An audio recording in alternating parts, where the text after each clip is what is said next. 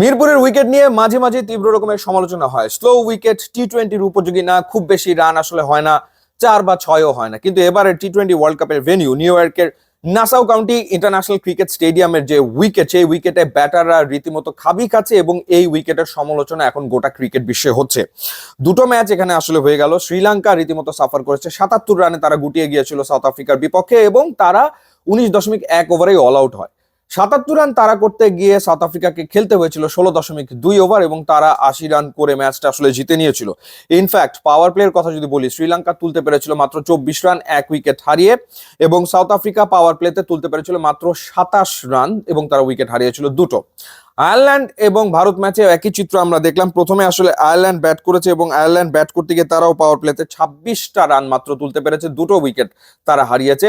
পক্ষান্তরে বিরাট কোহলি, রোহিত শর্মা, ঋষভ পান্তের ভারত তারা পাওয়ার প্লেতে তুলেছে 39 রান। এবং এই মাঠেই কিন্তু আসলে বাংলাদেশ ইন্ডিয়ার ওয়ার্ম আপ ম্যাচটা হয়েছিল, যেখানে বাংলাদেশ পাওয়ার প্লেতে তুলতে পেরেছিল 27 রান, তারা উইকেট হারিয়েছিল আসলে 3টা।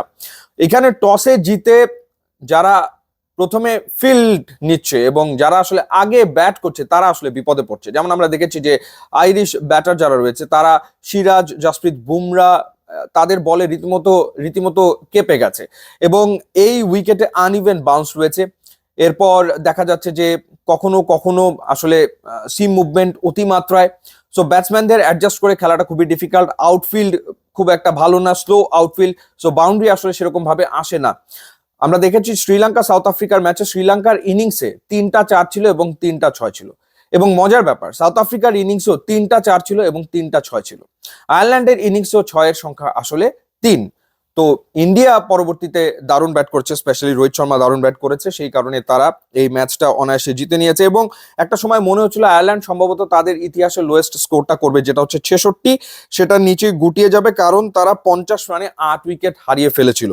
সো ডিলানির কারণে আসলে তারা তাদের লোয়েস্ট স্কোরটা এড়াতে পেরেছে।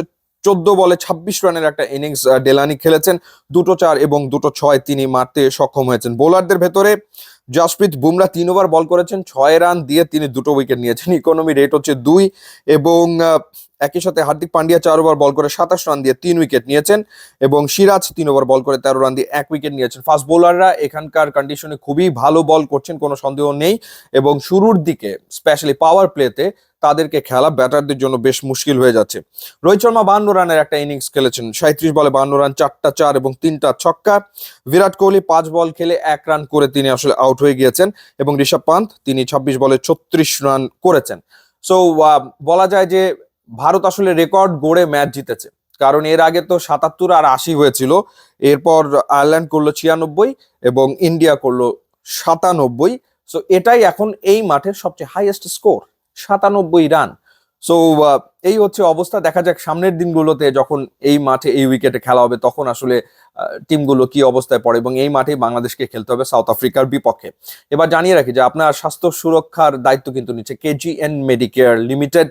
ডাক্তারের পরামর্শে আপনি অবশ্যই নিজের চেক আপ প্রতিনিয়ত করে নেবেন এবং আশা করবো আপনি সবসময় সুস্থ থাকবেন, সুন্দর থাকবেন। ইউটিউব, ইনস্টাগ্রাম লিঙ্ক দেওয়া আছে, যোগ দিলে খুবই খুশি হব। And thanks for watching.